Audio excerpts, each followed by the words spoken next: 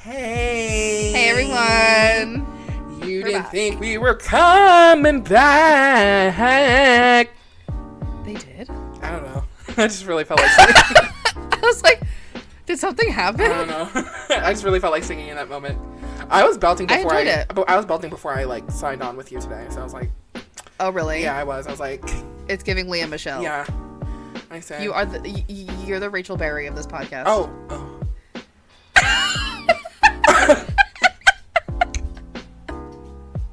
If we could rewrite the stars. Yeah. Where did that come from? It was like the first song that just came in my head. I enjoyed it. Yeah. enjoyed welcome back, guys. Welcome back to Off Topic. I'm Reva, if you guys don't know, if this is your first time joining. And I'm Katie. And that's what it is. That's who we are. That's what this is. Yeah, that's... If you don't know, that's a very cute rock you're living under. Girl, sorry. That boulder. I like that boulder. It's not a boulder. It's a rock. It's a rock. Girl, that is a nice boulder. Hey, girl. Anyway, today we are coming back with one hell of a good topic. Oh, y'all, the children don't even know. Woo, girl.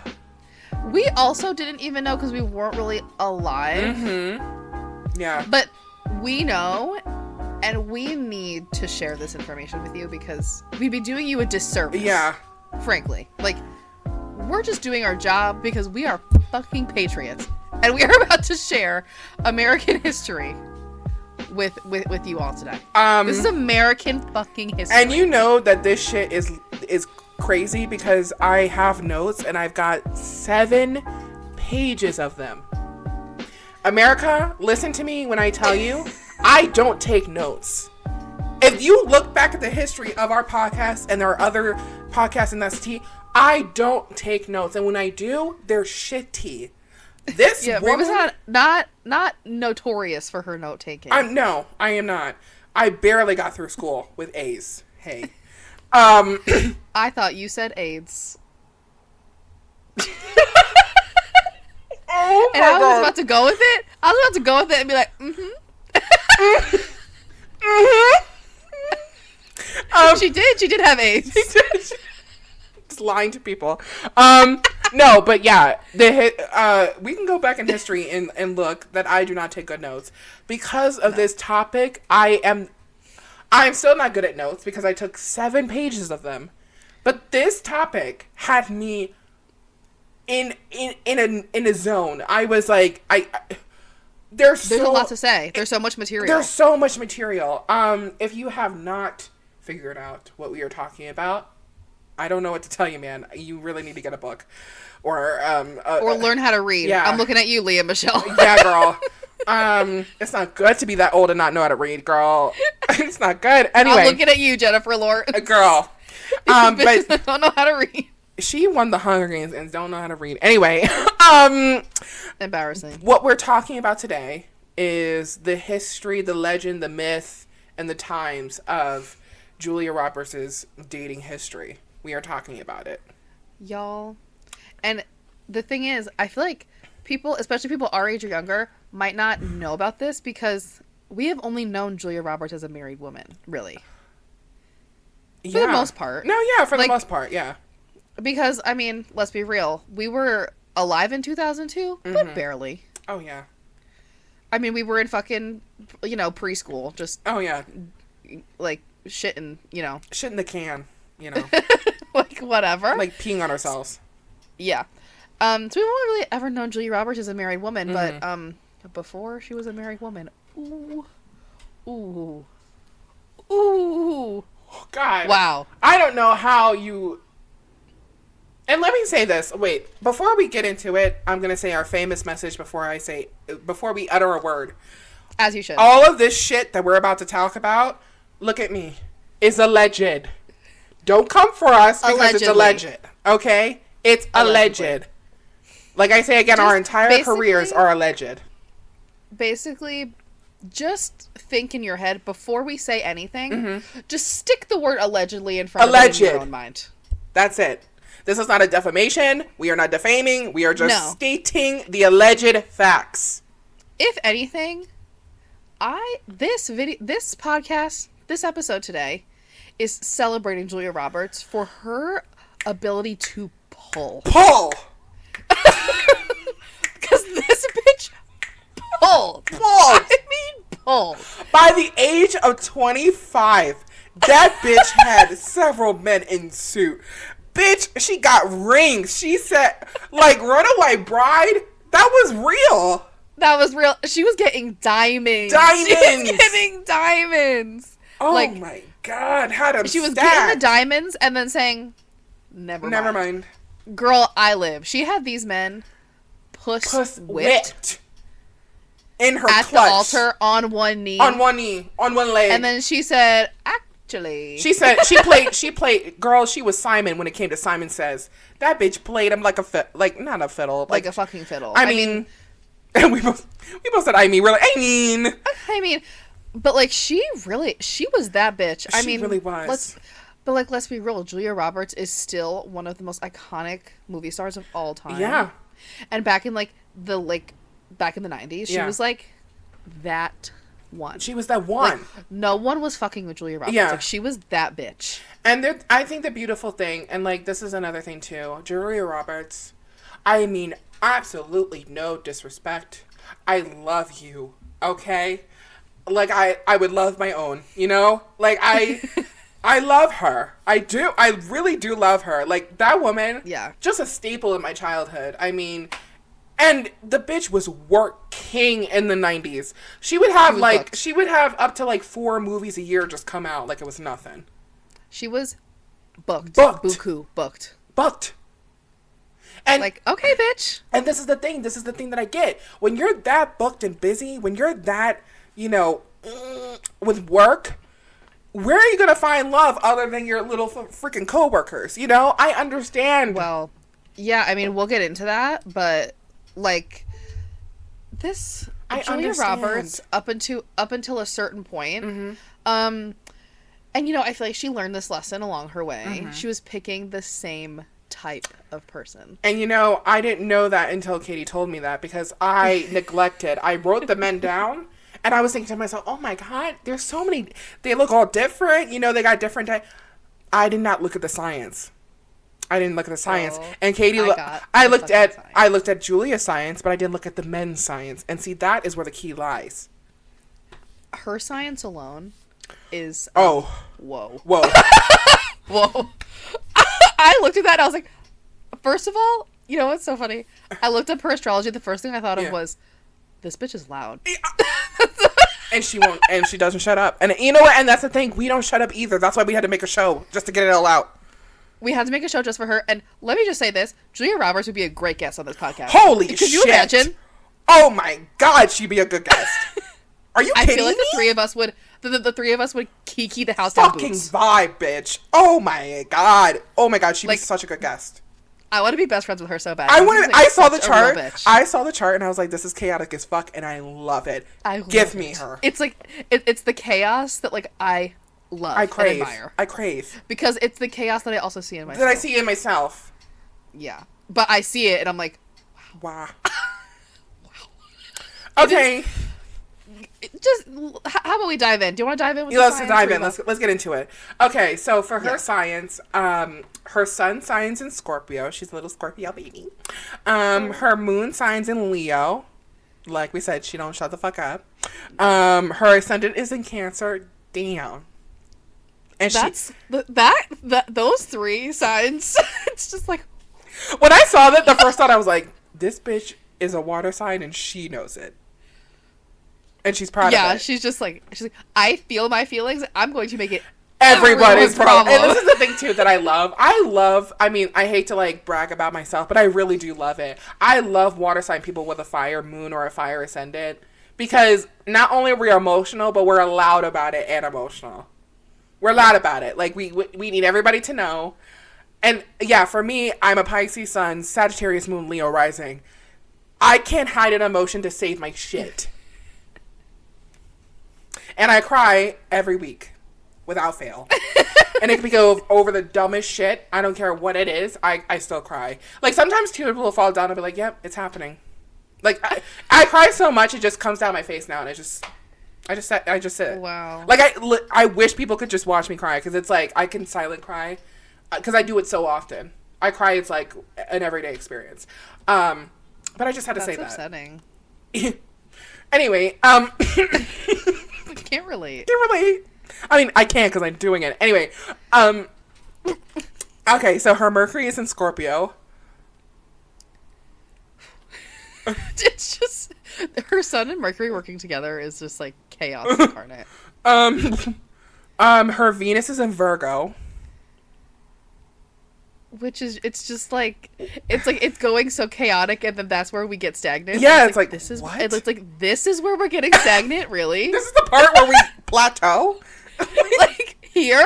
And her Mars is in Capricorn, and I will say this: I have never met a bitch with a Mars in Capricorn without an anger issue. I have never met a bitch without an anger issue. The thing about Capricorn, like Mars and Capricorn, that scares the shit out of me, is that when they're mad, they will say, even if they don't mean it, they will say anything to make you feel like the worst, smallest person on the planet.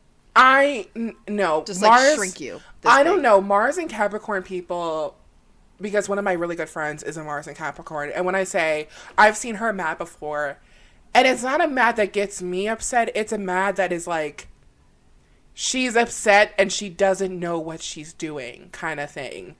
Like, it doesn't even get me upset because it's like, girl, I don't even know, like, I don't even think you know what you're saying right now. Like, you know, like, it's just a, like, pure anger kind of, you know. But Capricorns, too, can be, like, very calculated. Yeah.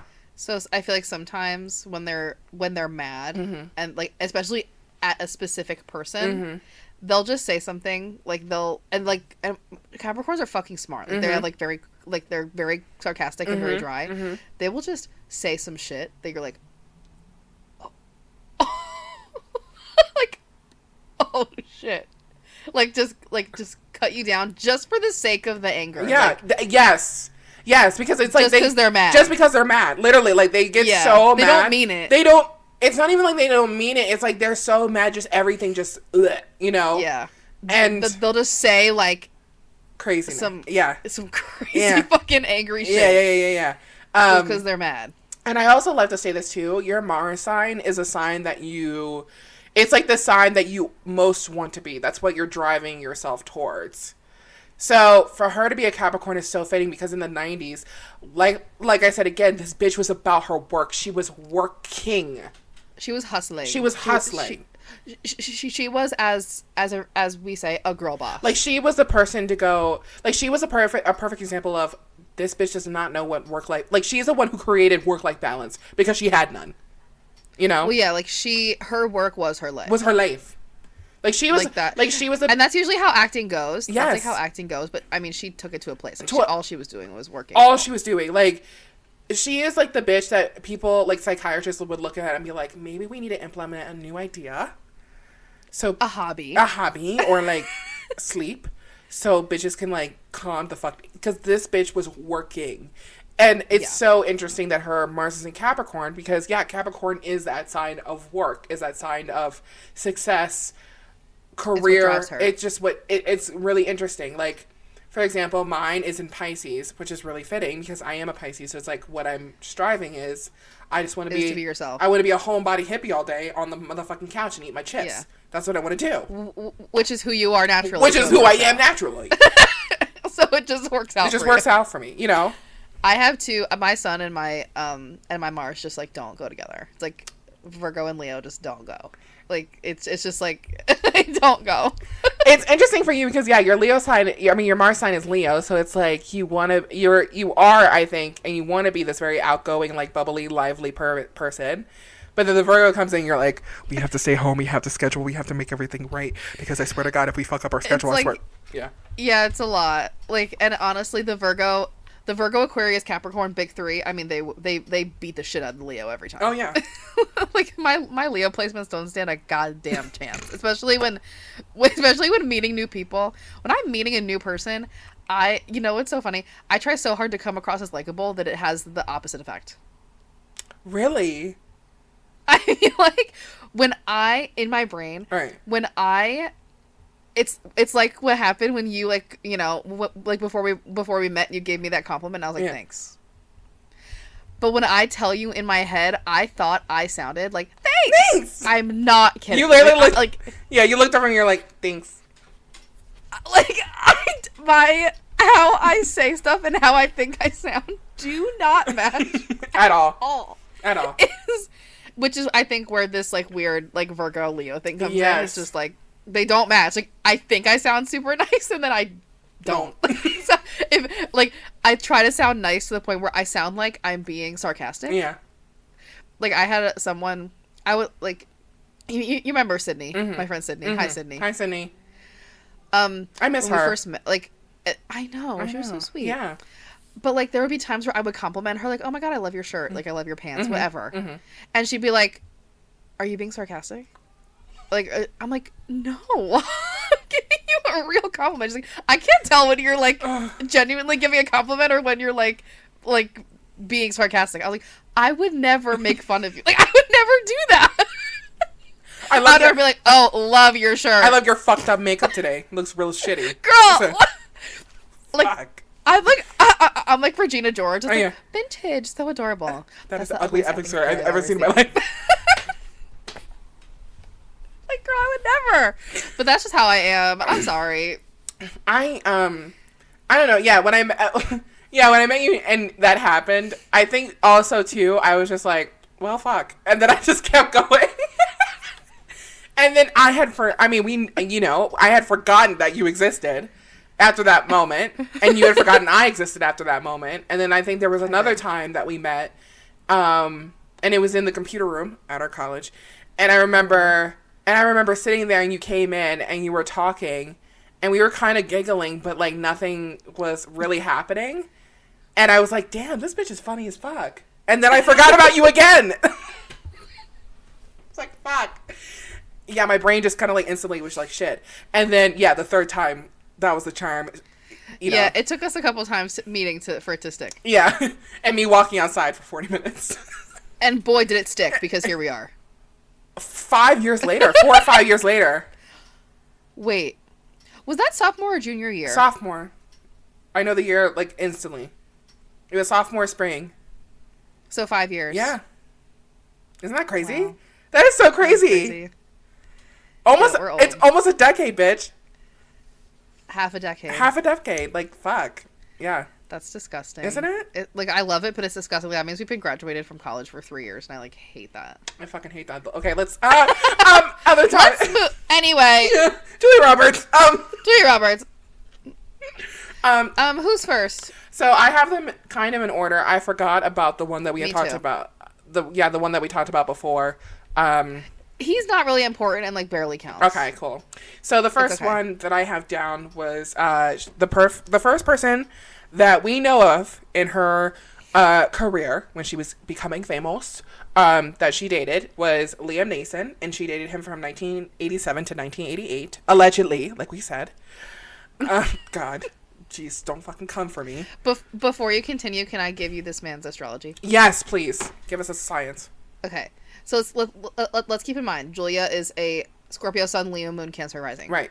Let's just keep all that in mind. Okay. While we go through this list. Yeah. Liam Neeson is a Gemini sun. Sagittarius moon, Sagittarius rising. This man invented playing games. Playing games, manipulation. And this shit tracks because he was 35 and she was 19. 19. So this shit all fucking tracks. It tracks. I mean, games. I shouldn't say that. He was married to Natasha Richardson, who tragically died in a... Rest in peace. And he really loved her. And they were very in love. As he should. As he should. As he should. They were very in love. I think they were very in love too. And she was a Libra, I think. So it was like, damn. But it's also so easy to love a Libra. I feel like Libras are so, like, they give off this, like... I know, but Libra and Gemini, like that... I know. Yeah. So it was like... It's like... But this is a Gemini and a Scorpio. And, yeah. And not even... But he had all that other Sagittarius shit. Oh, so she was, my God. Yeah. So she was always... This man fucking he was playing Monopoly with these bitches out here. Monopoly, and he groomed the shit out of her. Like, even if he didn't think he did, allegedly. Even if he didn't think he did, he did. He did. That 16-year age gap, girl, you can't tell me nothing. You can't tell me nothing. Gross. You can't tell me nothing. Yeah, so Julia worked on a movie in 1987 called Satisfaction with actor Liam Neeson and shortly began a relationship afterward. He was 35 and she was 19 at the time. They moved in together in Venice, California, but after a year... Allegedly. Because a lot of their information about the relationship is, like, relatively unknown. Like, yes. No one knows how, like, exactly how long they dated or if they were actually living together. It was very weird. Very weird. But after a year, they end a relationship. Like we said, it is not sure why they ended the connection. Also, I gotta give a shout out to Deandra Malavindi for at Marie Claire for the article because it was specifically Marie Claire Australia. Yes. Yes, there's an article on Marie Claire Australia that breaks down the dating history of Julia Roberts very, very well. Very well. Very, like, and it's very informative. It's very educational. Yes. So thank you. Yeah. And you know what? Since we do videos now, I'll link it below. Link in the article. We're citing our fucking sources. We're citing our sources. Can you put it in MLA format? Oh my god. Girl. No. I don't do that anymore. You're getting the link and that's it. Girl, I still know how to put shit in MLA format. It's like fucking muscle memory. I can tell you with confidence I do not, and I'm not doing that. Anyway. So like we said, she dated him for, we think, a year. A year-ish.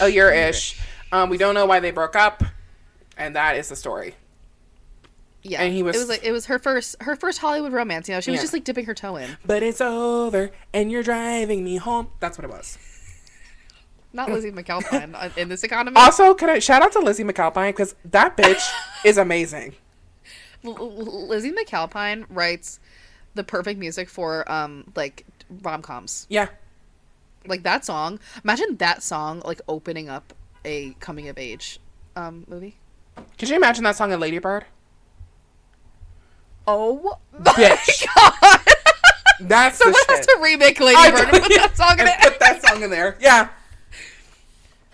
Damn. Especially like the scene where like Timmy and they're in the bed. Yes. They're in the bed and he's like, I'm not a virgin. She was like, I thought and you he were. Lied he to lied her. to her right there.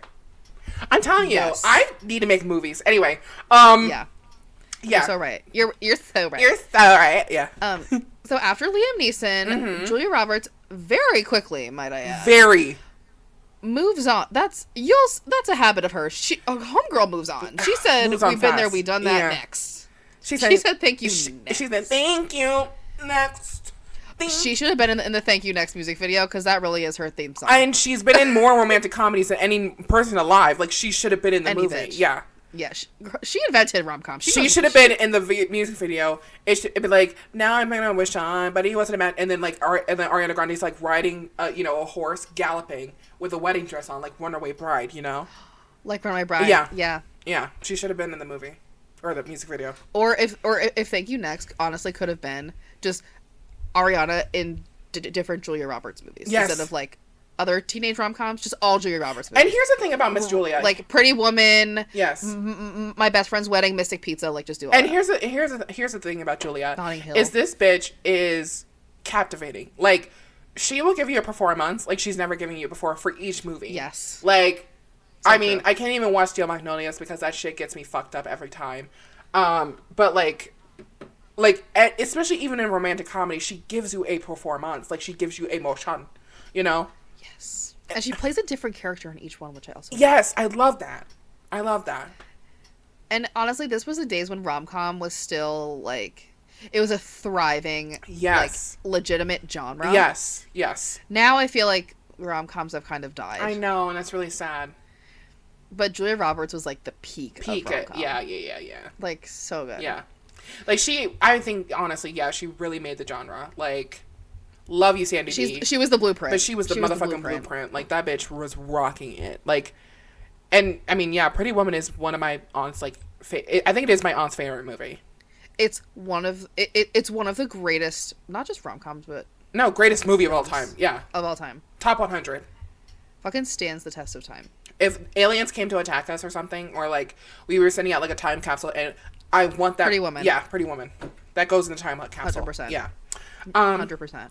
But anyway, yeah. So after Liam Neeson, she quickly moves on, and she dates an actor named Dylan McDermott. Girl, are we not taking turns? Oh shit! I'm just kidding. No, you go. You go. Sometimes I get really excited.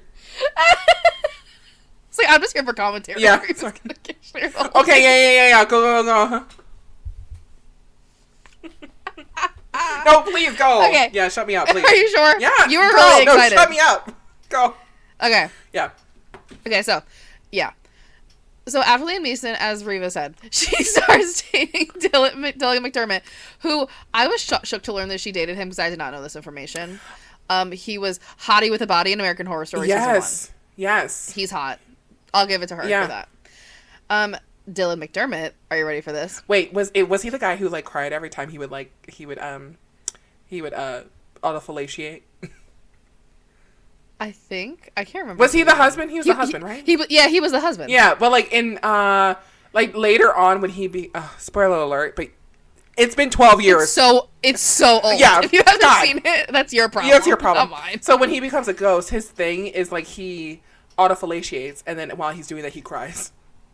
He's like, yeah, I can like barely remember that. I don't. Yeah, but it's him. That's him. Yeah. Okay. Yeah. I don't know why. Like that fact has just stayed with me. Like him like the scene of just him, his back turned, autofellatiating and just crying.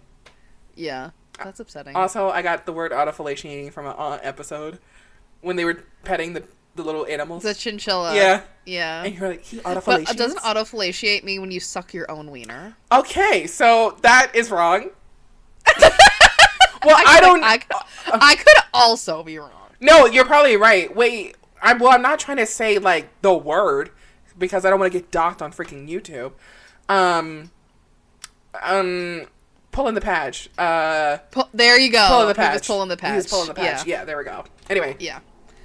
Okay, so Dylan McDermott is a Scorpio sun. Okay. Gemini moon. Oh my god. Capricorn rising. Okay, so she was very attracted to him. Mars and the Saturn connection over there. Yes. Yes. I think she's just Gemini moons are so seductive, but you'll see. Yeah. This is only the beginning. Yeah. We have more to go, and let me just say, it's a hot ass mess. It's a mess. Okay, so Julia Roberts started dating Dylan McDermott in May of 1988. Mm-hmm. Once again, they were co-stars in Steel Magnolias. Yes, I believe they played husband and wife. Did they not? I think so. They did, right? Yeah, if I remember correctly. Magnolias. Mm-hmm. Their relationship was very quiet. They dated very quietly for like 2 years. Yes. And nobody knew nothing. The children knew nothing. Mm-hmm. They were allegedly engaged to be married. Mm-hmm. And Miss Roberts said, no, ma'am, and broke it off in 1990. So. I'm sorry if you hear the car beeping. So. Don't worry, my family's screaming upstairs, so if you can hear them, that's their problem. Well, no, like, it's probably picking up on the mic, so if you hear, like, a car just, like, losing its shit out there, sorry. I can hear it from over here, so it's okay. They're just adding our third co-host, ladies and gentlemen. The city. God, I hate it. I hate living in the city. I swear to God. Anyway, they kept their relationship very under wraps. Not as much known, and she dropped him like a bucket of shit. Like a hot potato. Yeah, like the chocolate bucket on top of the house, on top of the little cabin in Parent Trap. That's how hard she dropped him. She really did, Yeah. and this was her first of many diamond rings. Yeah. Y'all aren't ready for how many times this girl. She should have been in the 7 Rings video. Fuck. She could have donated her rings. Thank you, next 7 Rings. She knows what's up. She could have gave her rings to freaking Ariana Grande. She didn't even have to pay for the rings for her friends. She could have gave her some of her rings. Dang. I think Ariana wrote these songs about Julia Roberts. I'm telling you. Okay. Okay, so this next area, I had to list them as both because I listed these next 2 separately, even though they are very much a love triangle. It's very confusing. These next two people overlapped real hard. In more ways than one. And the fact that this is only like 2 years of her dating history is like, that is wild. We're only at 1990. We started at 1987 and we're only at 1990. And we are already, this is her first love triangle and she's only 3 years in. Also, her first love triangle. Like, that is a wild sentence. That is so wild. Like, that is crazy. First of all, honestly, that one was kind of a love square. We'll get there. A love parallelogram. A love rhombus, if you will. A love cross. A love parallelogram. That's really what this shit was. A fucking crazy. Love octagon, bitch. Yeah, it was a fucking, Love hexagram. A love octagon. Yeah. Very that. Very that. A pentagram. Love pentagram. Yeah. There was definitely devil worship. Because the shit was satanic. She was the satanic panic. Okay. We are not accusing Julia Roberts of being a Satanist. No, we're not saying that. God. We would never. Jesus. We would never do We would never say that. Anyway. Can I just say, your iPad case perfectly matches your shirt. I know, right? Look at that. Same color. Perfect. And also my water bottle matches my little bralette. We're coordinating today. Oh my God. And we're pink and purple. Like, look at us go. You know what this reminds me of? When I was little, I was like 5 years old, I was obsessed with poodles. Obsessed. And Beanie. Really? Yes. And Beanie, the company, the Beanie Babies, they made like a special edition of like larger stuffed animal poodles, basically. And they made an edition of twins where one was like a dark pink and one was a light pink. And I had both of them. Cute. And this is what it's reminding me of. Because, like, I'm the light pink. Oh my God. We're the poodles. Yes, we're the poodles. It's like, God. Wow. I know, right? We've come full circle. And I have a dog that's half poodle. Who autofellatiates.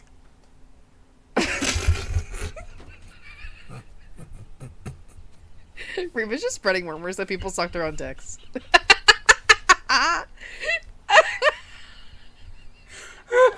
We need to Google what autofellation is. Yeah, me too. I have a feeling both of us are wrong. I should be passing that word out like I know when I obviously don't know. Whatever. People know what we mean. Who autofellatiates. They get it. She doesn't have a penis. Okay. Anyway. Anywho.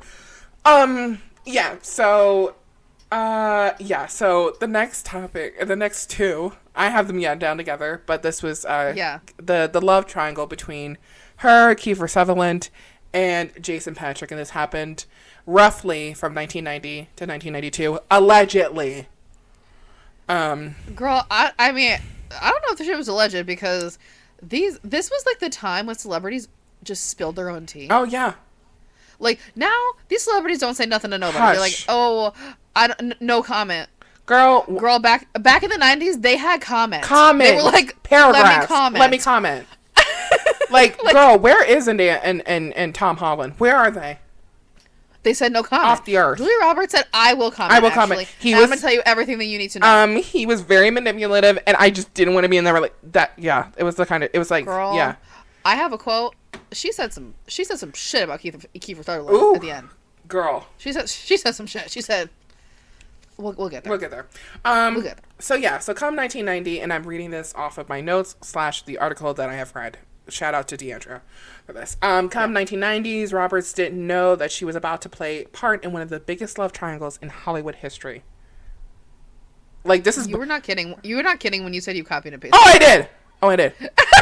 You were not kidding. That's literally direct fucking quote. Yeah, I did. Well, that one I did. The rest I try to paraphrase, and then by the end, you'll see I just got real lazy, and I just started copy, paste. Oh my God. Yeah, that one I really did like copy paste. Yeah, so, and this was as big as like, what was it? Brangelina. Oh, girl. I mean, this pairing, it was like Julia Roberts is like the biggest, Yeah. like one of the biggest actresses, and Kiefer Sutherland is like one of the biggest Yeah. actors. And this is like the biggest fucking deal. Yeah. Like, this walked so that Brangelina could sprint. Yes, Yeah. they were the it couple of Hollywood. Yes. Yeah. Oh, and I love that red carpet when she had, like, the blonde hair, and he was like, girl, the blonde hair moment. And he had that weird mullet. Ooh. That was kind of cool. Anyway. They kind of look like weird Southern cousins, but like it's whatever. Yeah. No, she can looked good. I didn't really look at Kiefer, but she looked good. She looked good though. She looked good with that blonde. Yes, She looked good with that blonde. Yeah. Can I just say that Kiefer Sutherland? Now here's where we're gonna see the trends start going. Okay. He's a Sagittarius sun. Oh God. To call back to Liam Neeson's Sagittarius moon and rising. Kiefer Sutherland was a Sagittarius sun in Aries moon. And once again, a Capricorn rising. Wow, really? Same shit, different font. Same shit, different font. You can't tell me nothing. Same shit, different font. Same essay, different prompt. Basically. That Aries moon is disgusting. That's really gross.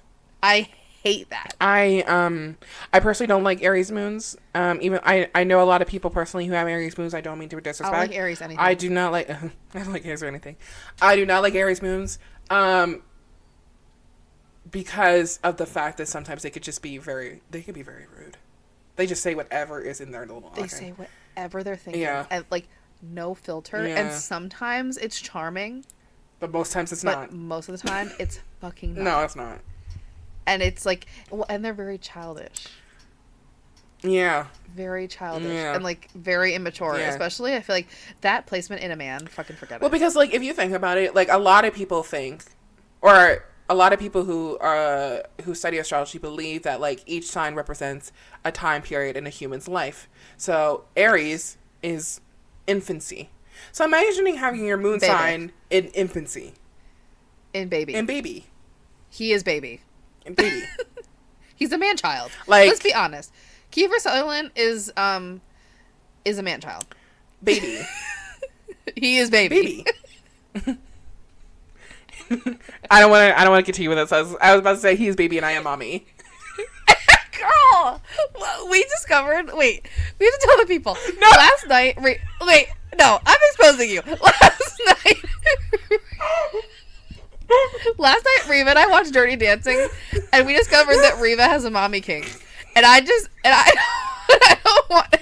want to shame her for it, except me. I am the only one that's allowed to shame her for it. I don't want to hear anyone say anything about Reva's mommy kink.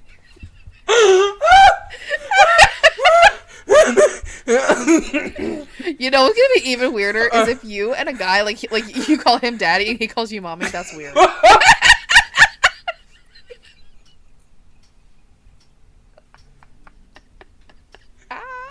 Oh God.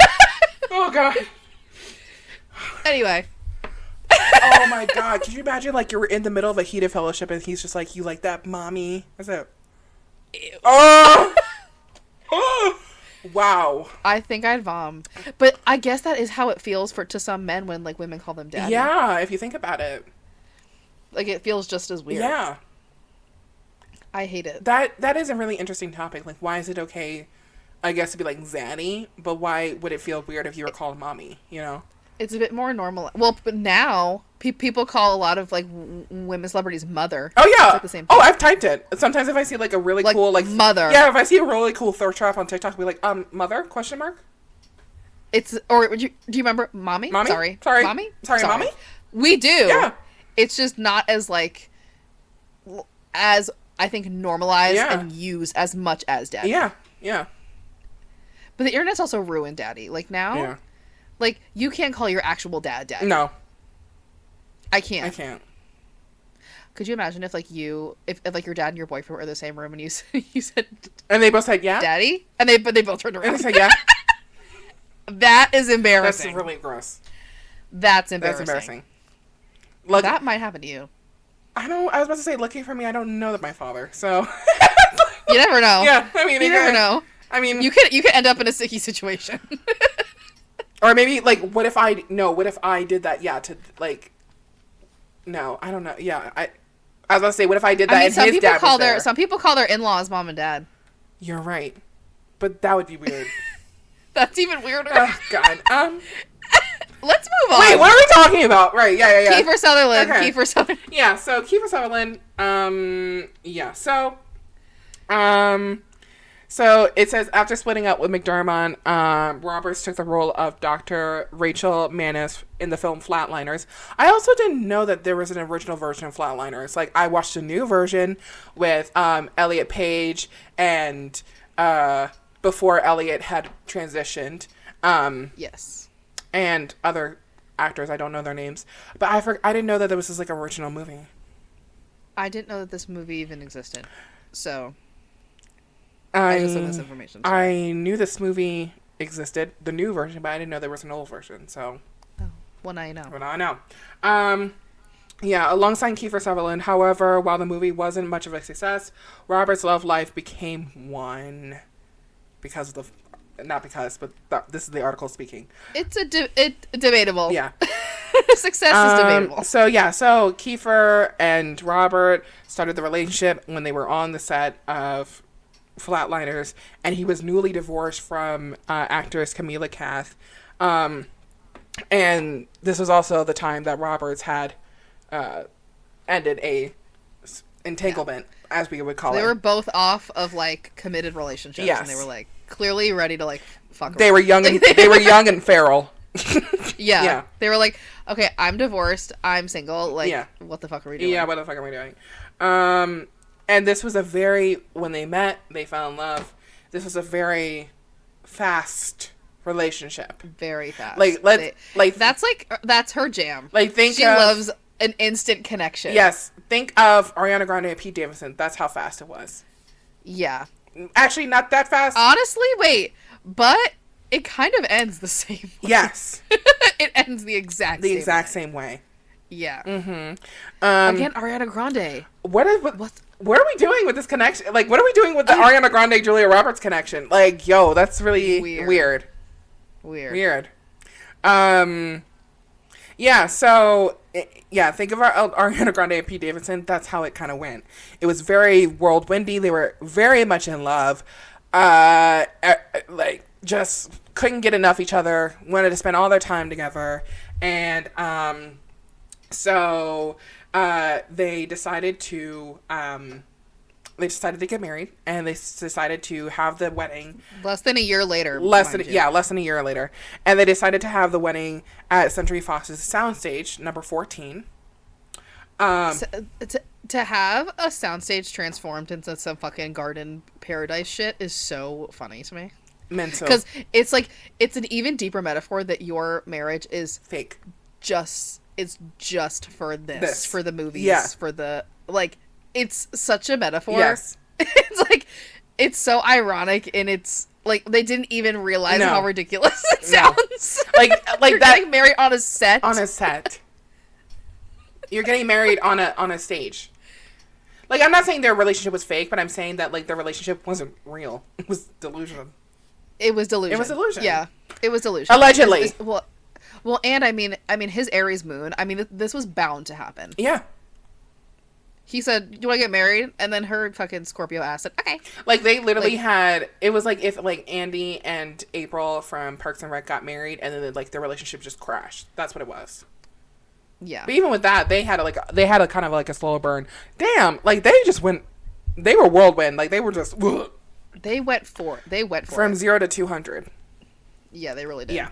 So, as they're getting ready for the wedding and everything like that, this is a big affair. Think about this. 2 top Hollywood people in the 90s are getting married at a fucking soundstage.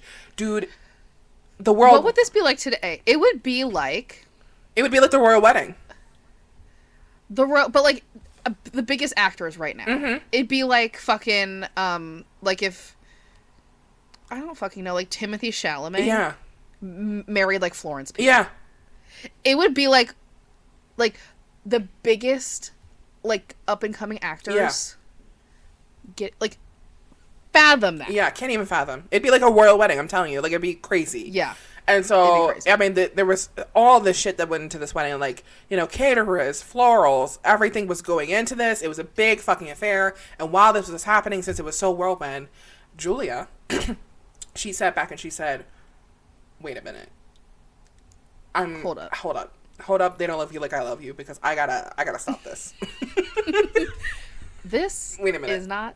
This is not what I want. This is not what I planned. Not what I planned. And I just gotta say, I do not Yeah, she had a Sharpay moment. She said, wait, hold on. We need to take a step back. I need to breathe a little bit. We need to regroup. I need to, like, hide for a minute. And I gotta take it all in, because this is too much. Yeah. We're a team too much. The wedding is, it's getting a little crazy. And probably for her, it was getting a little too real. It was getting too real. I think she was caught up in the romance and the love and in the excitement that when, like, the wedding was coming, she was like, holy shit. Like, you could probably, I can feel the way her gears were turning in my mind. Yeah. Like, it's all fun and games until, like, you actually get fucking married legally. Like, a ring goes on your finger. What the fuck am I doing? Wait, what the fuck am I doing? I am only 23. 23. Yeah. And, like, honestly, after less than a year, you still don't fully know this person. No. And because you're both actors, this is a common theme amongst Julia Roberts' relationship. Yeah. All of her relationships. You never see each other. Yes. You see each other on the fucking weekends, or, like, when you're both free, which is never. Yes. Or for, like, lunch once a week. You don't know each other. You don't know each other, bro. You don't know each other. So. Just. So, she takes a step back, and days before they were supposed to get married. Days. Not months. Days. Their publicists, both of their publicists released a statement saying it has been mutually agreed upon that their wedding has been postponed. This was a joint statement. But by postponed, aka canceled. It's postponed indefinitely. Postponed, but girl. For the rest of our time. Postponed permanently, because that wedding still hasn't happened. No. It's still being postponed. like Rihanna's music. So... I mean, I always say, me and my mom always joke that because when my parents got divorced, my dad kept going on business trips. And so basically, it was like my dad went on a business trip and never came back. It's like that. It's like we're postponing our wedding. Girl, it's still being postponed. He still has to make the expense report for that trip, for that business trip. Yeah. Mm-hmm. He still has to write it off on his taxes. Yeah, he still has to write it on his taxes. So... and I love this article. She said, but here's where the plot thickens. I live for this article. Girl, she said, and the plot thickens about 15 times this article. Yes. I was like, girl, when is it gonna thick? Like, is it yeast? This plot's been thick since 1987. I'm telling you, is it yeast? It's just rising? The plot been thick. Cornstarch. She put cornstarch in the plot. Carbohydrates. She made a roux. She made a roux in the plot. She made a roux in the plot. Yeah. So it says on the day that Roberts and Sutherland canceled their wedding, or when it was supposed to take place, Julia Roberts was spotted enjoying lunch with a fellow actor and his best friend, Jason. Kiefer Sutherland's best friend, Jason Patrick. Girl, that shit got me together. And Jason Patrick, you are not ready, girl. Jason Patrick, he doesn't have a birth time, so we only have a sun and moon. Oh fuck! But he is a double Gemini. To call back to Dylan McDermott's Gemini moon, he is a Gemini sun and moon.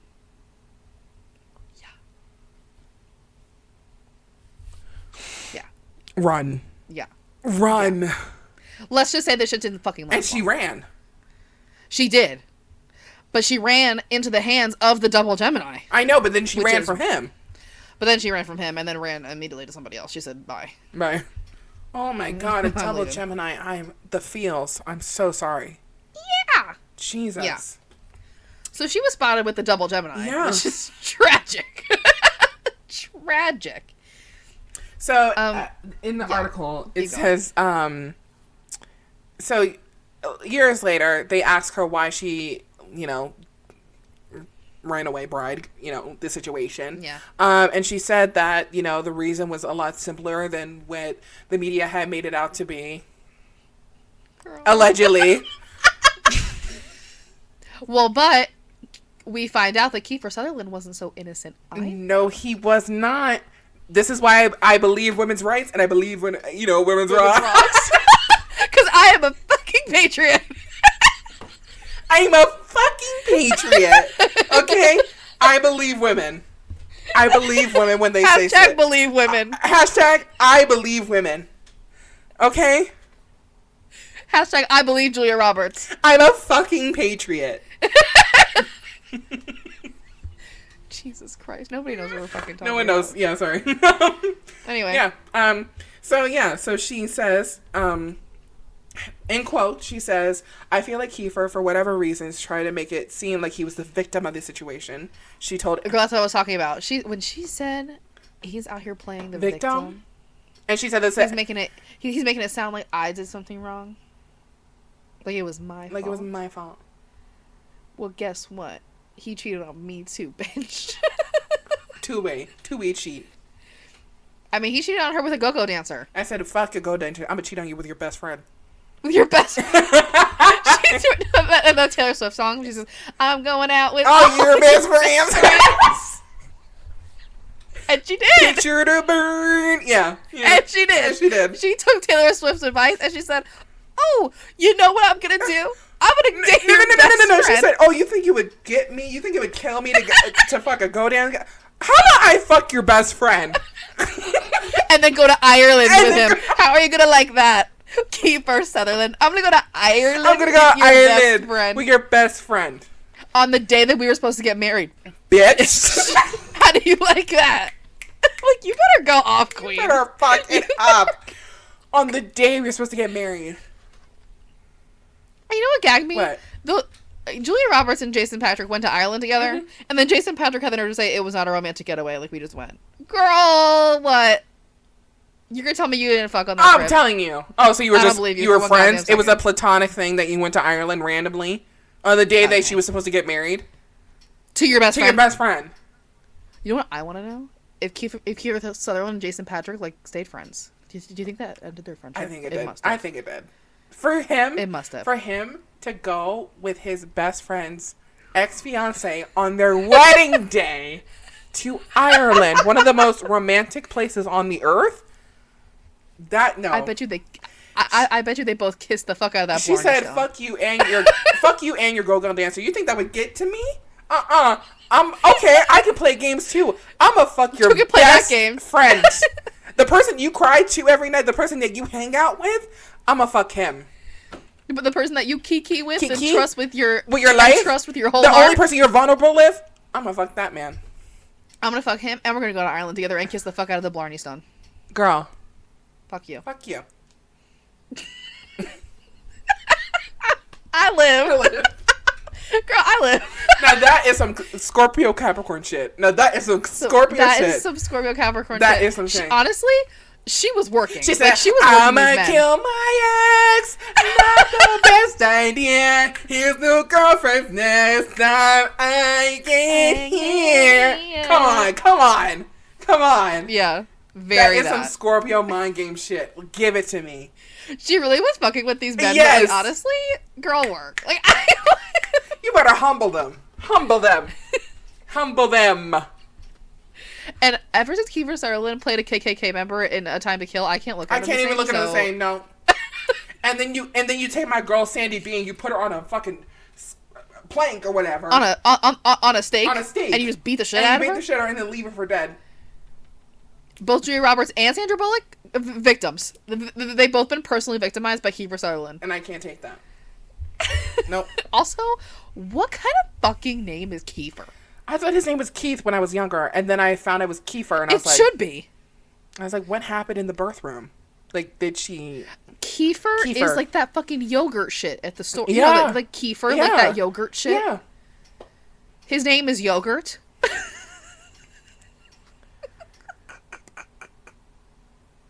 I'm not saying I have a great name, but damn. It's better than Kiefer.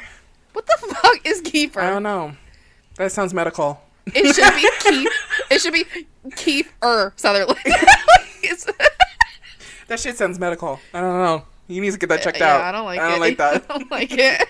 I don't like That shit that. sounds medical. It gives me bad vibes. Yeah. If he came up to me and said, I was like, oh, like, hi, Kitty, what's your name? He said Kiefer. I'd be like, turn around and keep walking. I said, okay, my name is Helen. I gotta go. I'd be like, no, what's your real name? Like, Honestly, that's no, not yeah, your like, real what is your name. real name? Like, what, is it short for something? Like, Paul.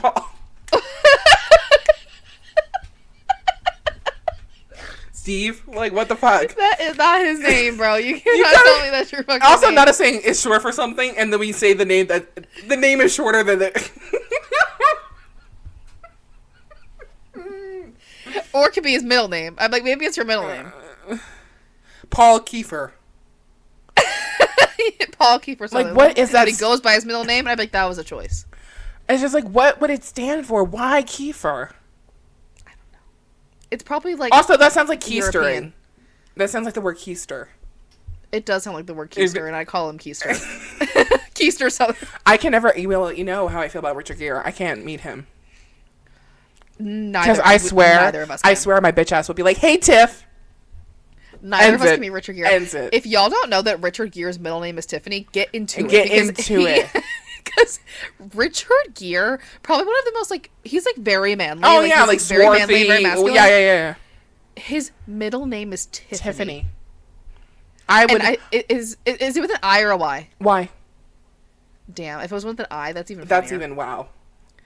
But his middle name is fucking Tiffany. Tiffany. So if you ever see Richard Gere, just keep it in the back of your head that this man's middle name is I Tiffany. would call him Tiffany. I'd be like, oh my god, Tiffany! Me too. Ruined it. And I think he would smack me. He would smack me. As he should, because I deserve it. That was disrespectful. That was disrespectful. Disrespectful. But it's disrespectful But of the internet to have that information. It's not my fault that your name is that. Like, jeez. That's your fucking name. That's your I'm calling name. you by your government name. By your government given name. God. Your mother Your gave you that. Christian name. Jeez. Your Christian. Yeah. Your Julian calendar name.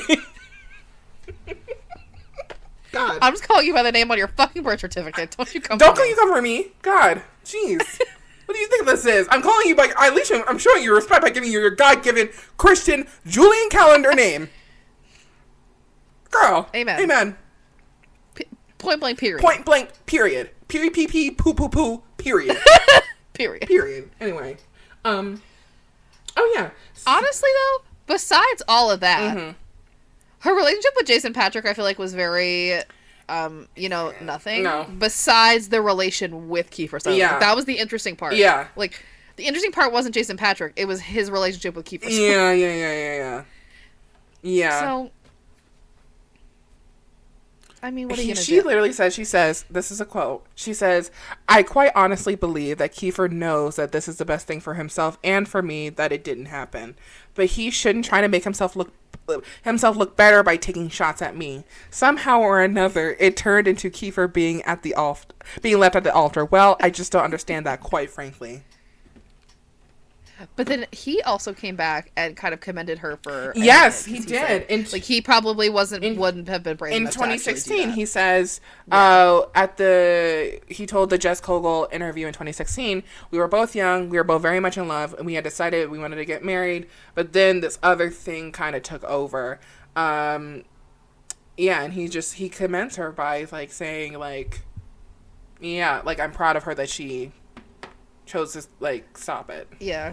I think he admired her courage for actually doing what was right instead of just going along with what was probably easier. Right. Yeah. So and probably for taking the bad press, because he probably knew that after that whole thing that everybody would blame her. Yeah. And obviously it seems like they were both, I mean, obviously neither of them were innocent in the matter. Yeah. But I mean, she was like the punching bag for probably most of it. Yeah, and then Jason Patrick comes in after all this time in 2011, and he says, all that stuff was made up. Yeah, then he says none of it's real. It's like, pick a struggle. Like, what are you doing? Yeah. Especially when the other two, like, talked about it being real, and now you look stupid coming and saying it wasn't. Literally. Like, what are you talking about? Literally. He's basically Jason Patrick, the double Gemini, is a fucking dumbass. Because he's a double Gemini. Yeah. Like, this is to be expected from a double Gemini. Yeah. 100%. And we don't claim him. But But anyway. But after Jason Patrick, Yes. they break up for, obviously this shit wasn't built to last. Yeah, It was no. obviously not. Mm-hmm. She moves on to Lyle Lovett, her first husband. This time, she got the ring And she said yes. and she walked down the aisle. What a development.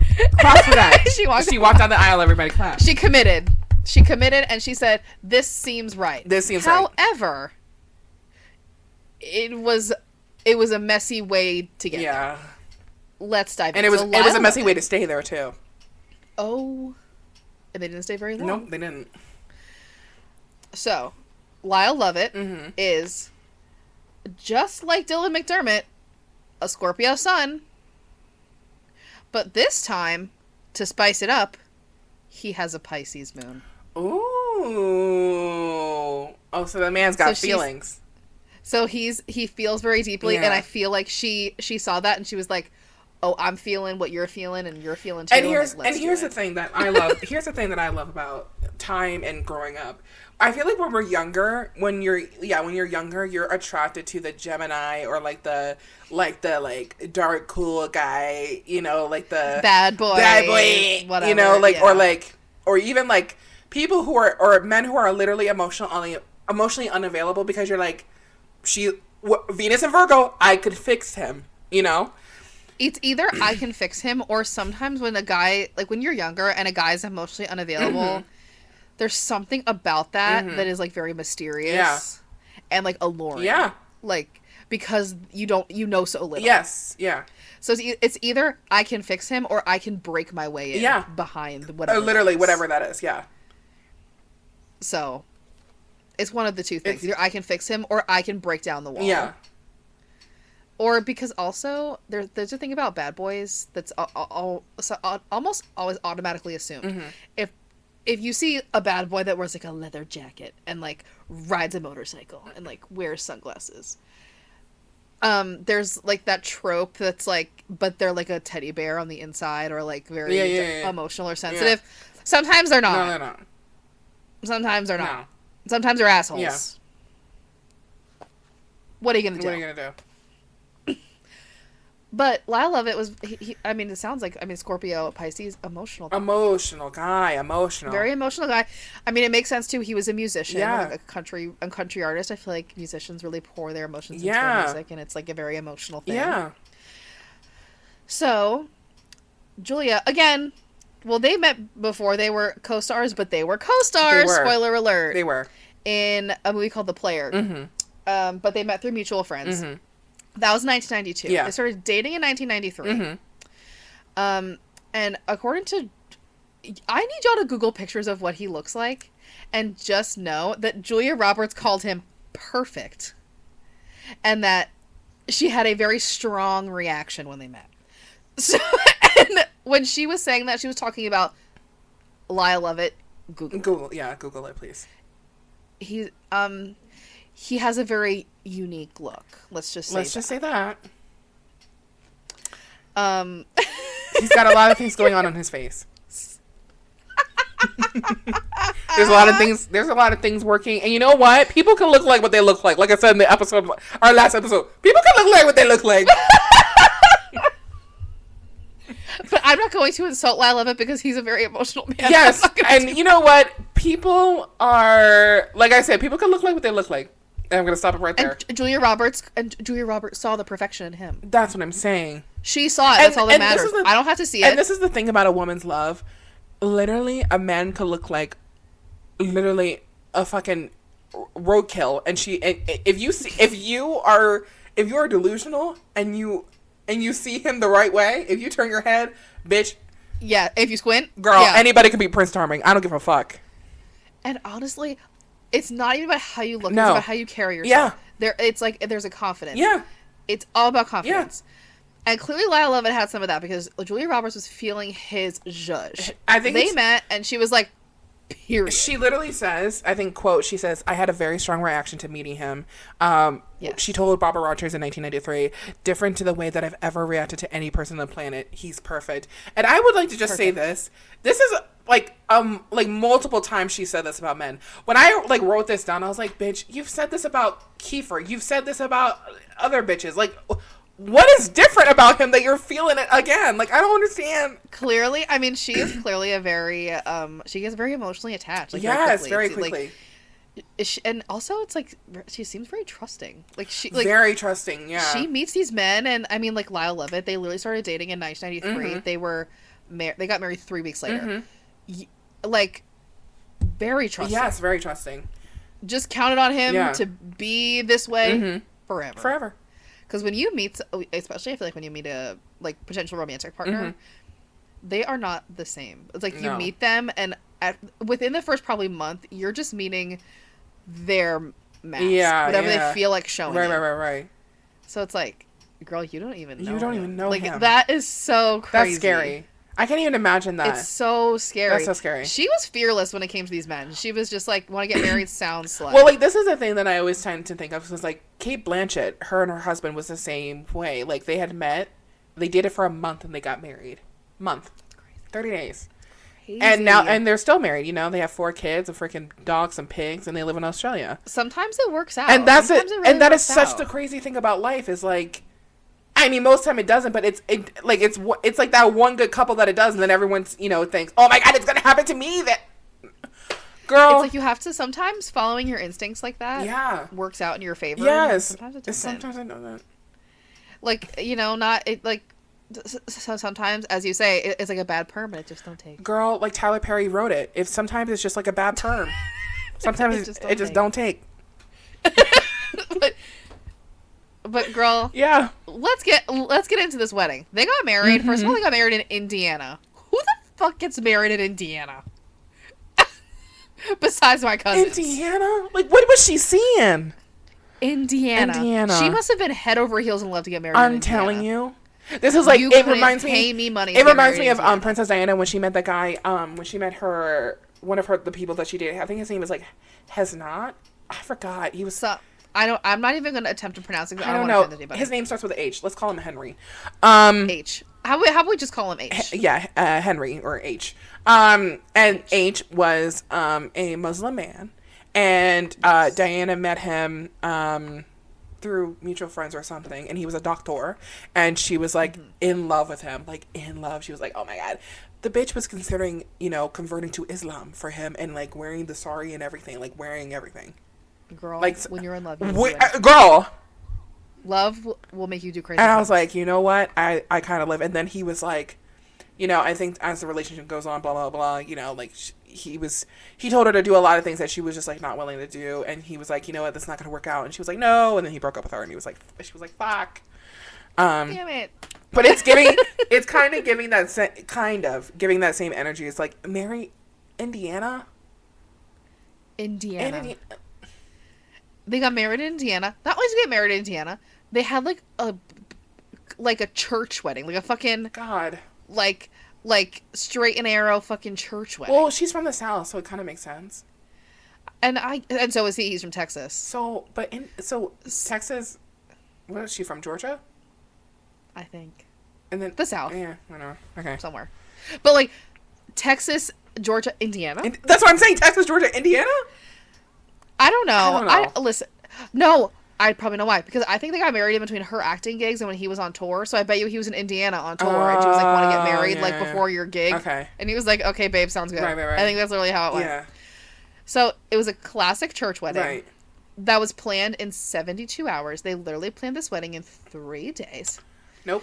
And allegedly she walked down the aisle barefoot, which I think is weird. Oh, I love that. I would love to walk down the aisle barefoot if I ever get a wedding, perchance. Only if it's like on a beach. Like, I can't do that in a church. Not in a church, girl. You don't know the last time they vacuumed those or cleaned those floors. Yeah, girl.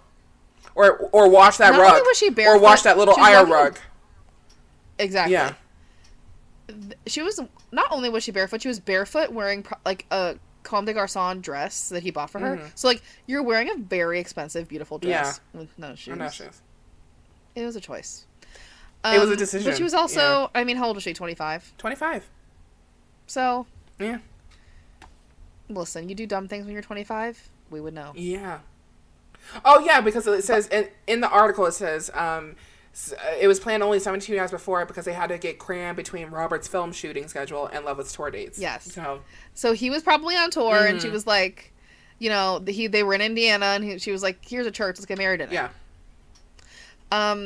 So they got married at that weird wedding in Indiana. But their relationship after that was, rocky. It really went downhill fast because she was busy, he was busy, they never fucking saw each other, as we see. Yeah. And also, during their marriage, I think this is so funny, she was spotted dancing with Ethan Hawke at a club, and she was like, what, is it a felony to dance? Girl, it's not a felony to dance, but it's weird that you are married and out dancing with another man. Yeah, like... That's weird. That's weird. I don't know what it is sometimes about celebrities. Sometimes they just don't be thinking with their noggins. I don't really know. No. Honestly, she was probably fucking bored. Like, when you don't see your husband and he's out touring all the time, and also if you get paranoid that he's seeing other women while he's on tour, you get paranoid and then you start seeing other men and then it like ruins everything. Yeah, it just, like she's so afraid of him cheating or whatever that she starts to like, she's, you know, out dancing with Ethan Hawke in the club. Yeah, for sure. So it's very basically after they get married, that what they call the honeymoon phase kind of really because really quick. You realize, I mean, she must have realized like she doesn't know the man. Like I think at once it says that God, I can't fucking speak. At once they only had spent maybe at most 7 days together at one time. It's like, what the fuck? Yeah, and then like, when you're first dating and you spend all this time together and you think the other person's so great, like, but then when you're both working like full time, it's like it's hard to maintain that because you're like, you know, and long term you're so used to like the early phases of being together all the time and going everywhere, and then you're like, let's get married, and then you're never together. It's like, and long distance relationships are not like it was in the back in the day. Like back in the day, they didn't have this. You see this? What's happening? They didn't have that. They didn't have this kind of technology. No, so they were fucked. Okay, they had the call. They had those little fucking flip phones. The flip phone, or they had a little scrabble, and you put it in the mail. That's what they had. Fucking snail. They had fucking parchments. No, they had AIM. Yeah, they have AIM, and it would take 2 days to send a fucking email, though. You're so real for that. It literally that fucking dial-up shit. Yeah, get out of here, girl. They were in the trenches. Those were the real war heroes. People trying to do online long-distance relationships in the 90s. They're fucking patriots. That's what they are. They're patriots. I'm a fucking patriot. They fought for this country. Yeah, as they should. As they should. Those are the real warriors. Those are the real veterans. People trying to do long-distance relationships in the 90s. That's the real patriot. Like, girl, and it's so funny. Like, we were born in such a weird time. Because we were born in 1998 when, like, AIM, like, the older kids that, like, were in, like, middle school when we were in elementary school were using AIM. Yeah. But, like, girl, I was not on AIM. I can't relate. I couldn't tell you what AIM was. Yeah. I just really wish that I got to have a cute AIM screen name. Oh, my God. Why was I thinking when you said that? I was instantly thinking of Trixie when she was, like, Squirt Girl 69. But that's like what they were. It'd be like Pussy Power 86. Pussy Power. Oh my God! Can we change our podcast name to that? Pussy Power. The PPs. Jesus Christ. Oh God. Because we're the Pussy Posse. Oh my God! That should be on our merch, guys. Should we have a merch? We should have a merch. A merch.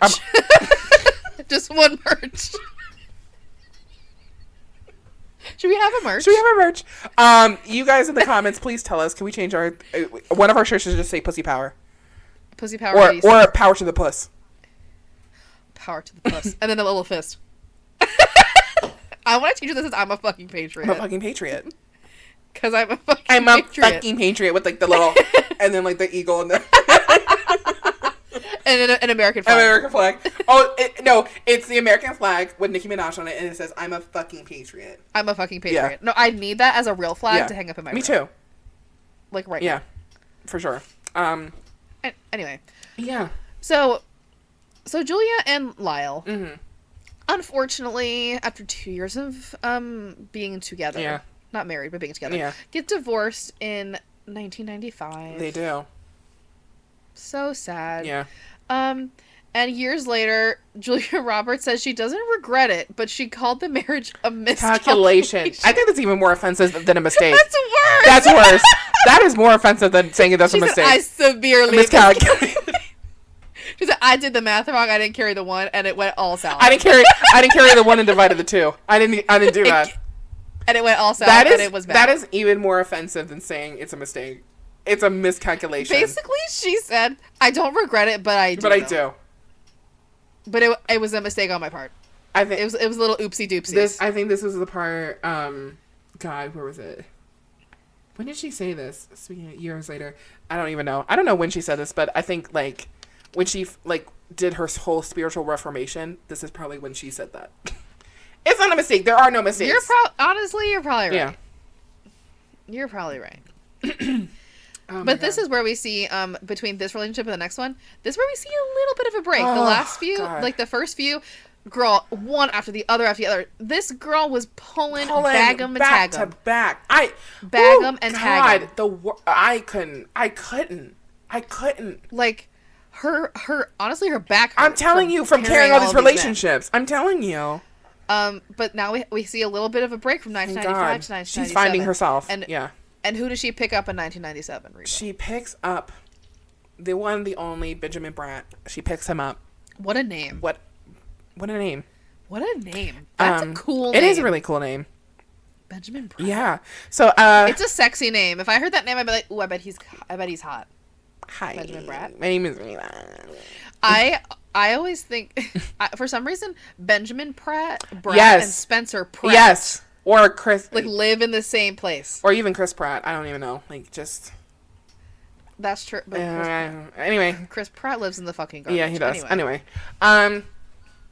Yeah, so in 1997, Robert's met Pratt at a restaurant in Manhattan in New York City. Not a co-star. Not a co-star. First one that's not a co-star. First one where it was organic. Thank God. Outside the workplace. We're learning about work-life balance. She's going out. She's going with her friends. I'm coming out. I want the world to know. Thank God. She's...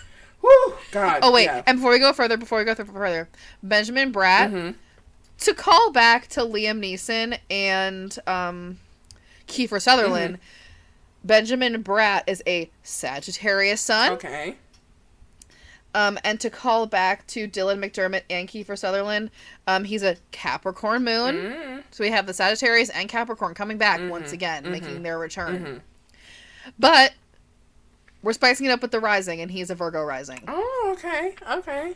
So Sagittarius and Capricorn make their appearance once again. Yeah. She really goes for the Sagittarius Capricorn. And I get you, Betty. I get you, buddy. I get you. But she changed it up with that Virgo rising. She changed it up. My Sagittarius moon, it feeds. It's feeding for Sagittarius men for some reason. But she still goes for the Earth rising.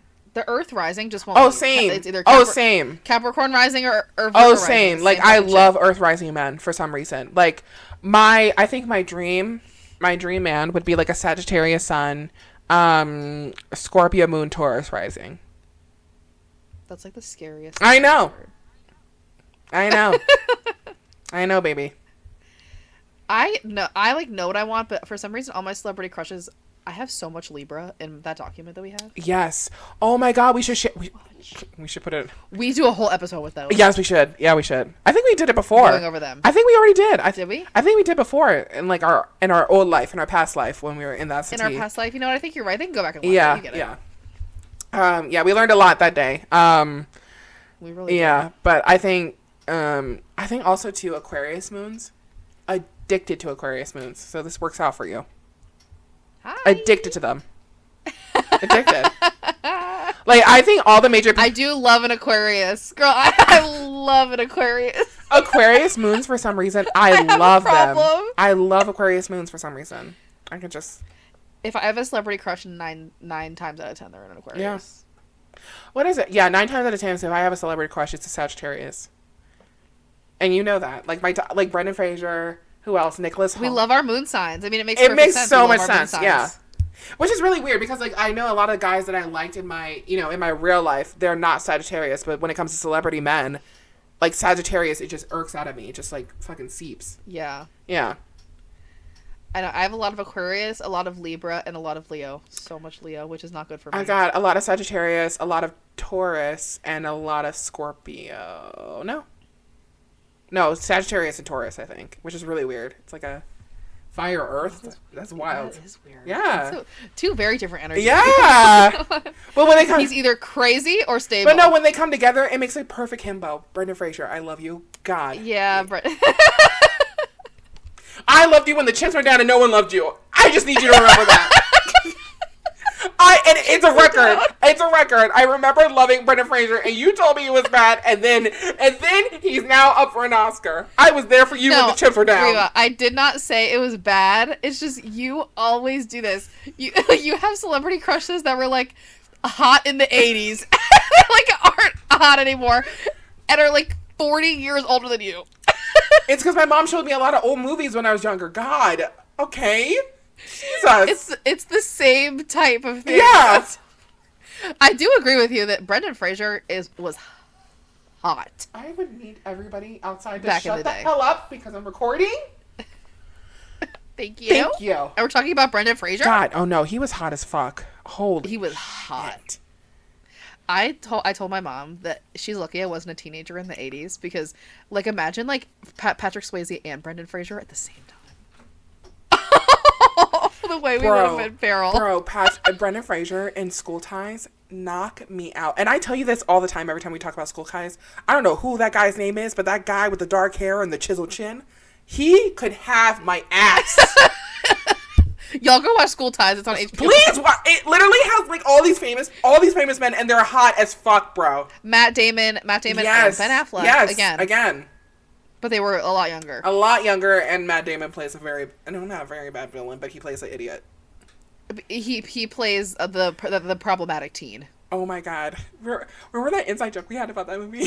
Here's class of 1704. It's just Y'all, yeah, watch that movie. We didn't realize what time this movie took place, and they had this old guy at this high school. They were like, the class of 1857. We were like, what? Whoa.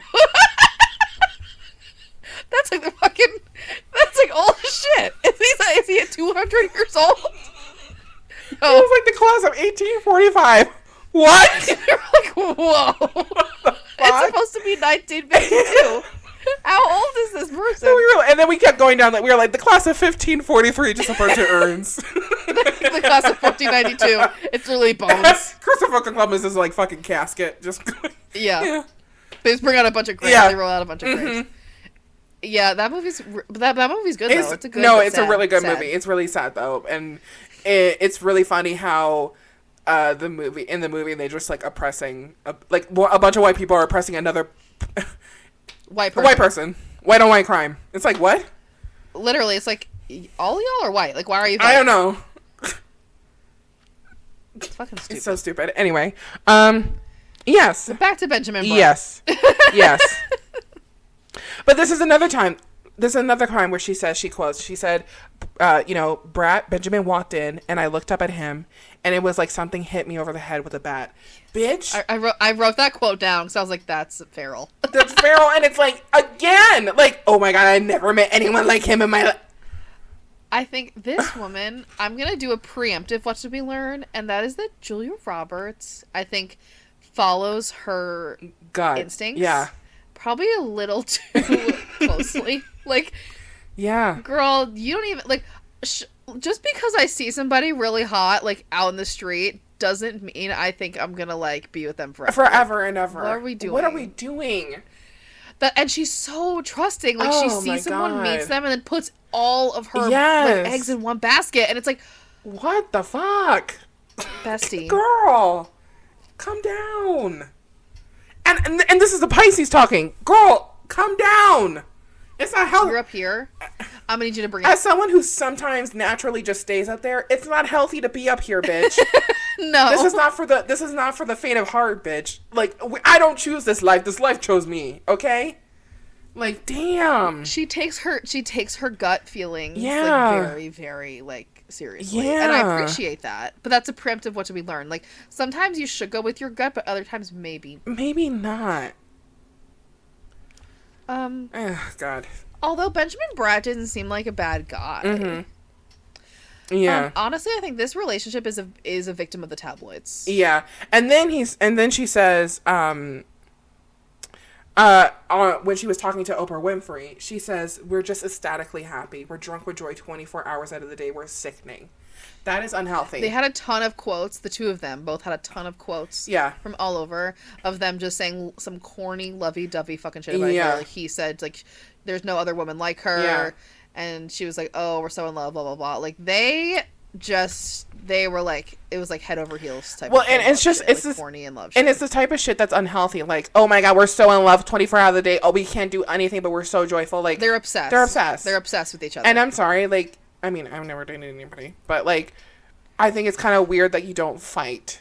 Or not like fight, but like, you know, there's no like disagreements or like. Oh, well, they definitely do. It's just they were saying that to the press. Yeah. Okay. That's just what they were saying to the press. I mean, it was 2001, so people need to hope, you know. Well, yeah. And I'm sure that was true, but like, you know. It's just. I feel like when celebrities say stuff to the press, you know, like they talk to their publicist beforehand. Yeah. Say something nice about him. Yeah. Like, say he has good hair. Say he has good hair. Yeah. Say she's pretty. Say she's pretty. She's pretty. But yeah. But like, I mean, at the end of the day, again, they were never together. No. They were both working. But they dated for a long time. They dated for like 4 years. Yes, this was like one of her longest. Like, thank God. Jeez. Like, I mean, she really like kind of progressed in length. I mean, obviously, besides Lyle Lovett, who was a little whoopsie. But like, it was like couple months, year, 2 years, 3, and now we have 4, and then the next one is like the big one. Yeah, the big, the big one. It's a wave. The big kahuna. Yeah, it's a big. SpongeBob. The big when he's like training to surf the big one. Yeah.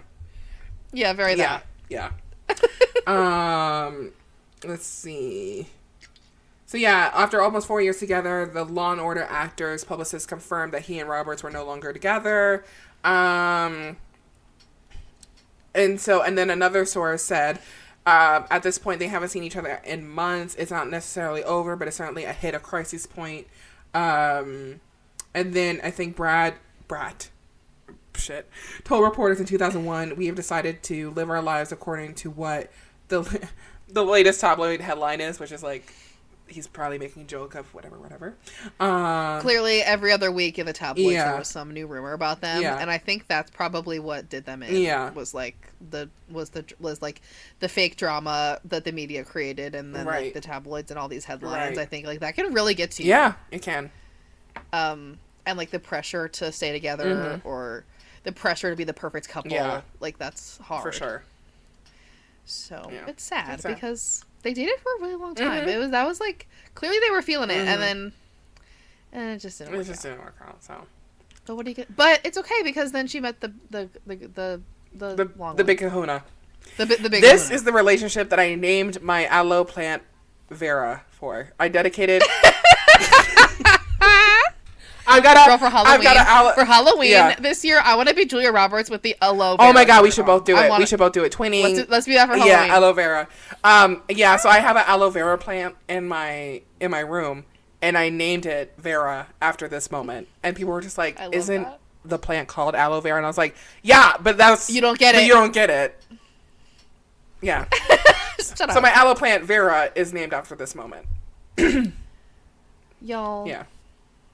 After Benjamin Bratt comes, like we said, the big wave. In 2000. Julia Roberts meets Danny Moder. Who is now this man, when I tell you, so we've seen the trend from all of these men, the Sagittarius, the Gemini, the Capricorn, same shit, different font. Right. Danny Moder is an Aquarius. Whoa.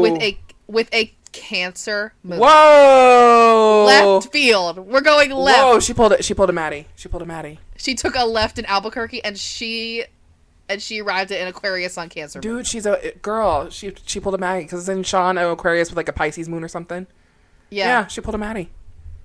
Literally. I took a left turn. Maybe those kinds are the one. You know, maybe they're like the ones that you gotta get with. You know, because you got Aquarius with a water moon. Yeah, so emotional. Because it balances out that Aquarius that feels nothing. Right. Like the bing it bang. makes them more emotional. So yeah, he didn't have a birth time, so unfortunately I don't have a rising, which is the worst. Yeah, that's the worst. But they met in 2000. Now they did meet on the set of a movie. But isn't he? But yeah, he was the cinematographer, not her co-star. Yeah. So it was close, but not. Wasn't that Closer? Wait, wasn't that the movie Closer? When did that movie come out? They met on a movie called The Mexican. Oh, okay. I forgot when Closer came out. I don't know. Girl, Closer was like so weird. I watched it the other night, and I like after all that, I was like, what the fuck was the point? What was the point? Oh. That's upsetting. It was very upsetting. I was like, what the fuck? I hate when movies end like that. Well, did I watch this literally about two couples who just like, who basically like fuck with each other. Like this one guy meets a girl. Like Jude Law's character meets God, what's her name? The Gemini from God, she did Leon the Professional when she was like 12. Natalie Portman. For some reason, my brain. Straight men love her. Love Natalie Portman. Oh my God, love her. She probably drinks beer and watches football and everything. I bet you she does. Straight men love her. So yeah, so like Jude Law's character meets Natalie Portman's character. They get together, and then Julia Roberts' character, like a couple years later, is doing a photo shoot for Jude Law's character because he's coming out with a book or something that's based upon his girlfriend. It's like Malcolm and Marie. You know that movie? Yeah, it's basically that. Yeah. And then like Julia Roberts' character and Jude Law's character, they form an affair. And a heated fellowship. And an affair. And then one day, while like Jude Law's character gets jealous, he basically goes on like a sex chat line or whatever, and like tells a guy to come meet him at like the aquarium in London, and that he'll be like dressed and he'll look like Julia Roberts' character. So the guy goes and he sees Julia Roberts and he's just like, hey, are you from the sex site? And she's like, no, I'm not. But they kind of fall in love and they get together, and so there's this weird like foursome thing going on. Yeah, a love parallelogram. And basically it all goes kerfuffle. Natalie Portman, she's like, I'm done, I'm over it. She goes back to America. Jude Law doesn't get both of them. He stays single, and then Julia Roberts stays married to the guy who she met through it. Yeah, but it was a really like what the fuck is happening kind of thing. Yeah, well, it wasn't that movie. No, it wasn't. But I just had to explain a synopsis of that movie really quick because it was on my heart. Anyway, well, we have to move through the rest really quick because we've been here for an hour and a half. Shit. Okay, let's go. Okay, but this is where it gets juicy, y'all. This is where it gets really, really fucking juicy. Yes. So she meets Danny Motor on the set of The Mexican. Yes. He's the cinematographer, but the tea is he is married to a makeup artiste named Vera Steinberg. Yes. And so a little bit of a pickle, but that does not stop Miss Julia and Mr. Danny from doing the horizontal tango and fucking getting together. Yeah. But then, so Danny's like, you know what? I'm going to divorce Vera. It's not my journey. I'm about to, because I want to be with Julia. It's not my journey. It's not my truth. It is not my journey. It is not my truth. And if Vera said, hell no. Absolutely fucking not. She refused. Like, well, it might not be your journey, but it's fucking It's my journey. So it's my journey. Yeah. So she said, I am not getting a divorce. This doesn't seem like a good reason. Yeah. You're just fucking around. Yeah. And so Julia, in response to Vera's refusal to get divorced, goes out in public, where she knows she will be photographed, wearing a handmade t-shirt that she drew on herself. She went to Michael's, got a t-shirt and fabric markers, and she wrote on a t-shirt, low L-O-W, Vera, on the t-shirt as a plea to Vera to sign the fucking papers. And guess what? It fucking worked. It worked. Because Vera said, fuck you and your bullshit. I'm signing the papers. Signing the papers. Because this is dumb. Yeah. So Vera signs the divorce papers. But the gag of all that is Julia did that, like did the whole t-shirt gag. But then she said in an interview that she doesn't think she's the reason that Danny and Vera got divorced, and that they figured it out on their own, and it was their own issue, not anything to do with her. Oh my God, I love celebrities, and I love publicists, and I love PR. I love PR. Girl. How can you say you weren't the reason when you were out in public wearing that shirt? I love Vera. With you? And she said, but it didn't have anything to do with me. I live. So she had some nerve. She had something. She had charisma, uniqueness, nerve, and talent. Exactly. So, but then Julia says, he sorted his stuff out, I sorted my life out, and that's why our relationship worked. That's what she said. Right. Yeah. Fucking eye roll of this. Right. So Motor and Danny and Vera, officially got divorced in early 2002, mm-hmm. and then him and Julia got married immediately in July. Yeah. They said, "Thank God, marriage." Yeah, they were fucking over. Yeah. They got married in July, mm-hmm. and fucking plot twist, they're still married right now. Thank God. Fucking plot twist. They have 3 kids. Mm-hmm. A set of twins, Phineas. Horrible name. spelled, and I quote, Phinnaeus. What? Are we Amish? Phineas and Hazel, born in November 2004. And Henry, who was born in June 2007. So that's cute. And Julia said in an interview with Gwyneth Paltrow, mm-hmm. who I fucking hate, who's like my arch nemesis, Gwyneth Paltrow, mm-hmm. About Danny, that when she met him, she knew her life would never be the same. Bitch, this is the same shit she's been saying 2 or 3 times before. The way I didn't flinch, I said, "Oh, really?" But this time, but this time she was right. I think she just kept throwing that quote at the wall, hoping one day it would stick. I don't tell you. And this time it did. This time she was right. I said, "Girl, I'm tired. Settle." Like, Jesus. If he's perfect, fucking stay with him. Stay with him. Yeah, and then she said... But this time she did. She did stay with him. Yeah. They're still married. Yes. 21 years So, later. like, she says, I think she says in the pause, she's like, I think that this, I think that first kind of real seismic, this was the first kind of real seismic shift, meeting Danny, and getting married to Danny. That was the first, like, time in my life that will never be the same in the most incredible, indescribable way. And she said, I felt I really had a sense of ownership of my destiny. I never said that before. To examine it like that, he truly is the best decision I ever made in my entire life. And and it was the best decision to, like, hitch myself to Danny, basically. To his wagon. Yeah, to his wagon. To his motor. If you will. Yeah. But, listen, Julia Roberts, you know what? What did we learn? What did we learn?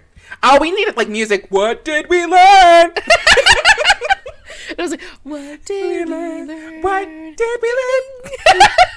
What did we learn? Doo-doo. Yeah, we need, like, a music. Yeah, we need a little jingle. We need a little jingle. I'll try to find the interwebs for a jingle like that. What did we learn? What did you learn? You know what I learned? I learned, like I said, that maybe you shouldn't trust your gut all the time. Yeah. But that sometimes divorce is worth it. Sometimes divorce will find you love. That's what I'm saying. Well, you know, when God closes the door, he opens a window. When one door closes, another one creaks open a little bit, and then you have to pry it open with your cold dead hands. And also, Julia Roberts sometimes being petty is iconic. Yes, sometimes when the ship sinks, you gotta find a door, and it just floats. Sometimes when the Titanic's sinking, you have to find the fucking door, bitch. Find the fucking door and push other bitches out the way. And pry his cold hands off. Yeah, and pry his cold hands off and just whistle your way out of there. Yeah. And blow your fucking whistle until someone comes to save you. Sometimes you have to float on that door and blow your fucking whistle. Blow your fucking horn. Ow.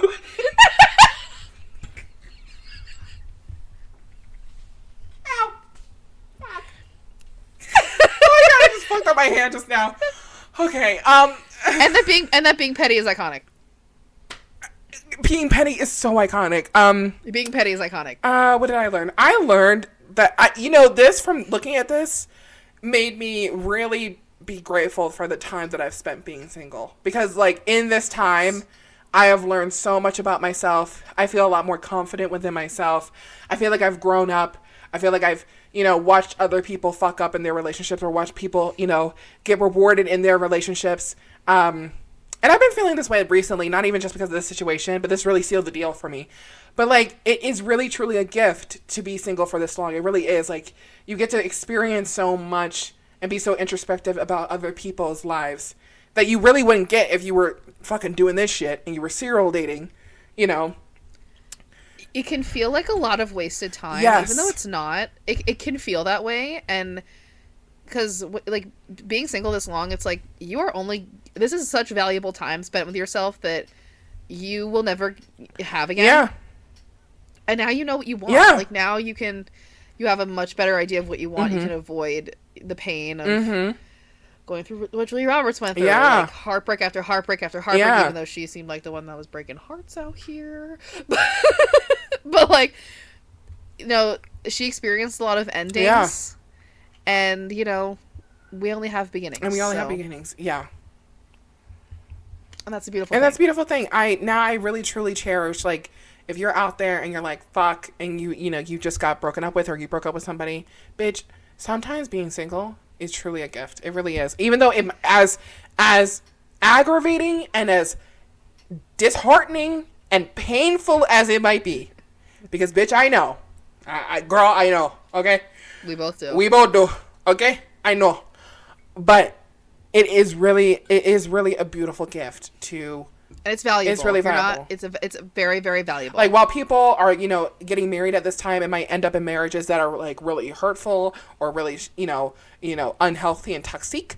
Girl, you're sitting at home on your Saturday night making your little macaroni and cheese, drinking your little bottle of wine, listening to your own listening to your own goddamn music, taking your little magical machine and having your own goddamn party between your pants. Yeah. Okay? Period. Nobody will love you. Sometimes that's better than some dick. That's what I'm saying. Sometimes nothing will satisfy you more than your little toy in your little drawer. Okay? Exactly. Or your own goddamn or your own tools. The tools the good Lord gave. Your natural tools. Your musket tools. Your musket tools. Your musket tools.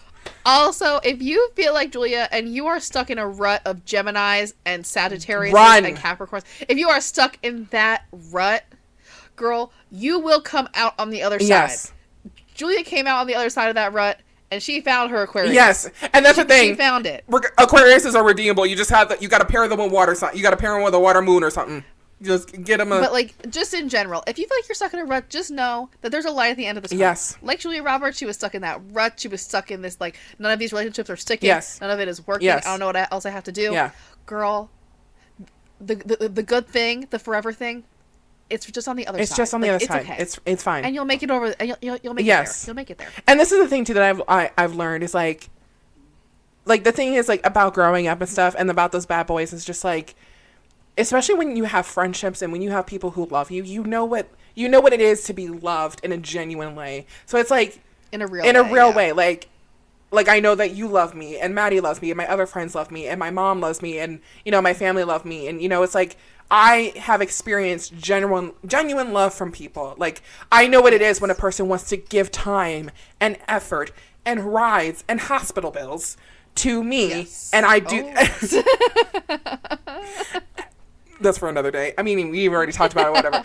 But, like, I know what it is to be given, and to, give and receive. I know what it is to be in a mutual relationship, whether platonic or romantic, for someone to love me. I know what it is to be loved. So why would I accept crap from a man when I know what true love is? Even if it's platonic. Even if it's like, even if you wouldn't think, oh my God, it's not romantic. No, love in any form is important. It's important. It's valuable. Yes. And now now you know what to look for. You know what real love looks like. Yes. You can, actually look for a real relationship instead of falling into not great one. Right. You can do it. Oh, we did it!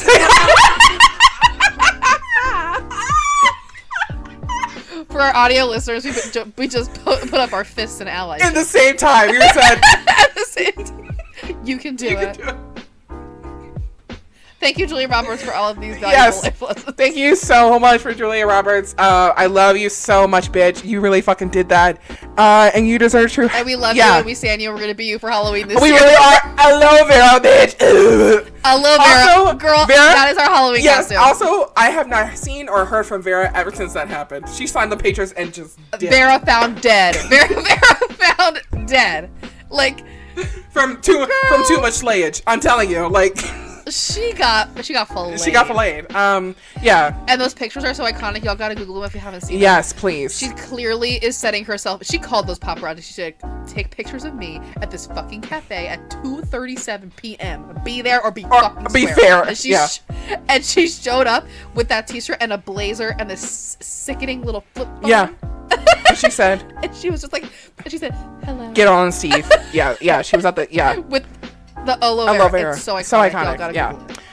But yes, thank you so much for everybody who is, watching, listening. We love you so much. And if you're still here after an hour and 45 minutes. God damn. Are y'all still here? Are y'all still here? Knock, knock.